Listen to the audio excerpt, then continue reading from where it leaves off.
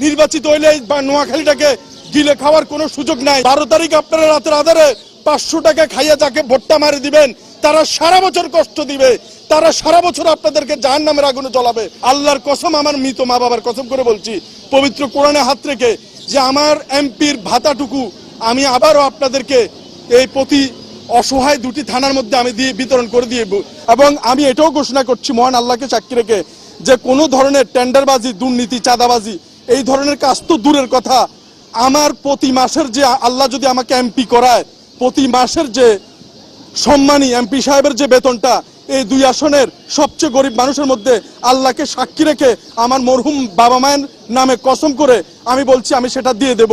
একটি মাসের এমপির বেতন কিংবা ভাতা আমি আমার বাসায় নেব না। আমি আমার ঘর এখনো করিনি, যতদিন পর্যন্ত কবিরহাট কোম্পানিগঞ্জের কোনো মানুষ গৃহহীন থাকবে একজন এমপি হিসেবে আমি ঘর করব না। এবং বাংলাদেশের স্বাধীনতার পর থেকে এখনো পর্যন্ত রাস্তার পচা গলা বেওয়ারিশ মানুষদের একটি বেওয়ারিশ হাসপাতাল, মেডিকেল কলেজ কিংবা স্থাপনা কিছুই হয়নি। সরকার কিংবা বেসরকারিভাবে কেউ এগিয়ে আসেনি। সব তেলের মাথায় শুধু তেল দিতে আসে, কোনো গ্রুপ অফ কোম্পানিও এগিয়ে আসে নাই।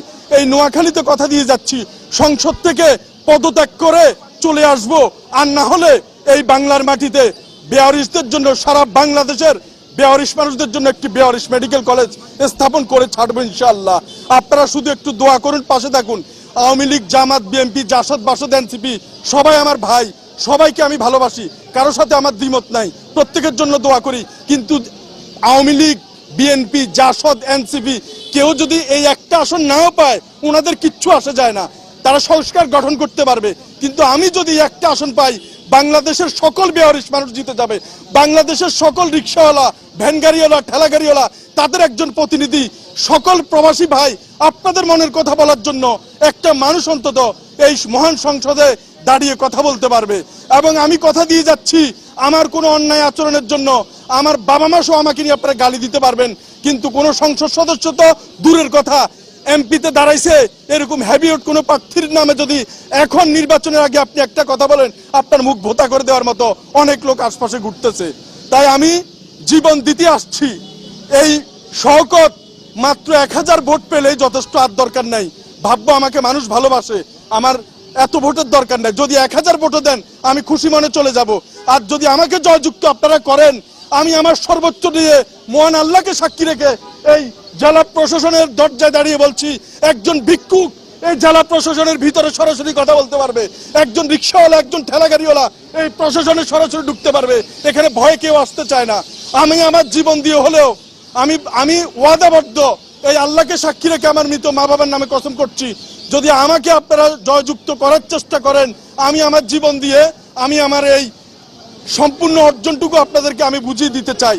তাই দেশের বাহিরের যারা আছেন, দয়া করে আপনাদের পরিবারের যারা আছেন তাদেরকে বলেন, আমার কোনো হুন্ডা, গুন্ডা, পান্ডা কিছুই নেই।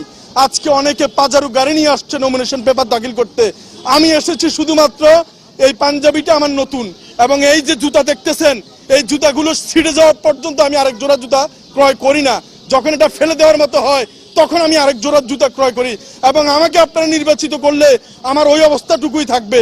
আমার 2টি প্যান্ট, একটি কালো, একটি নীল, এই 2টি প্যান্ট যখন পর্যন্ত না ছিঁড়ে তখন পর্যন্ত আমি আরেকটা কিনি না। আমার কোনো ধরনের বিলাসিতার সুযোগ নেই। আমি রাতে সবজি খাই, ভাত খাই না। নির্বাচিত হইলে বা নোয়াখালীটাকে গিলে খাওয়ার কোনো সুযোগ নাই। আমার আত্মীয় স্বজনকে, কাউকে ওই উপজেলা চেয়ারম্যান, কাউকে চেয়ারম্যান, কাউকে মেম্বার, কাউকে জেলা পরিষদের কাউন্সিলর, এগুলো করার আমার কোনো সুযোগ নেই। আমার কোনো আত্মীয় স্বজন নেই যাকে আমার বসাইতে হবে। আপনারা দয়া করে এই কাজগুলো করবেন না, কারণ এখনো অনেক সময় হাতে আছে। যারা দুয়ার খুলে ঘুমাতে চান, দয়া করে একটু সুযোগ দিন আমাকে। আমি কথা দিয়ে যাচ্ছি, আপনারা দরজা খুলে ঘুমাতে পারবেন। কোনো দলীয় নেতা কর্মী, চাঁদাবাজ আপনাদের কাছে যাবে না। আর মাত্র অল্প কয়টা দিন আছে। 12 তারিখ আপনারা রাতের আধারে 500 টাকা খাইয়া যাকে ভোটটা মারি দিবেন তারা সারা বছর কষ্ট দিবে, তারা সারা বছর আপনাদেরকে জাহান্নামের আগুনে জ্বলাবে। মনে রাখবেন, অতীতে যে সমস্ত লোকজন কথা দিয়েছে তারা কিন্তু ভবিষ্যতে আস্তে আস্তে তারা আবারও আগের মতো হয়ে যাবে। কারণ আগে অনেকে আমরা দেখেছি, আওয়ামী লীগ, বিএনপি, জামাত, জাসদ, বাসদ যারা ডিম চুরি করতো তারা মুরগি চুরির আশায় বসে আছে। তো ইনশাল্লাহ আপনারা শুধু একটু সুযোগ দেন আমাকে, একবার সুযোগ দেন। আমি আমার জীবন দিয়ে হলেও আমি প্রমাণ করে যাব আমার কাজ।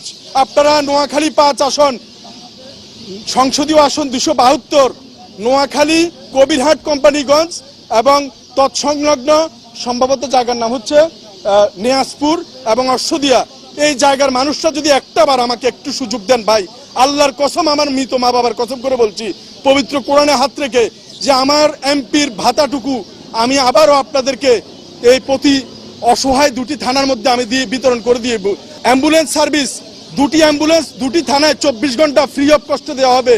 2টি দোকান 2টি জেলায় থাকবে, গরিব মানুষরা বিনামূল্যে সেখান থেকে যাতে ওষুধ নিতে পারবে।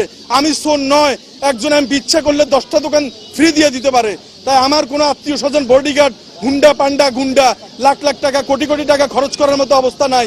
তাই দয়া করে যদি রাস্তার মানুষগুলোকে জিতাতে চান, বেওয়ারিশ মানুষগুলোকে জিতাতে চান, তাহলে আপনারা আমার প্রতি এই আস্থাটুকু রাখবেন। এই মনোনয়ন আজকে দাখিল করেছি, মাননীয় ডিসি মহোদয় সেটা গ্রহণ করেছে। আমার প্রতীক হচ্ছে কলম। 12 তারিখ আপনারা একটা কলমে ভোট দেওয়ার জন্য সবাইকে অনুরোধ করবেন। দোয়া চাই। আসসালামু আলাইকুম।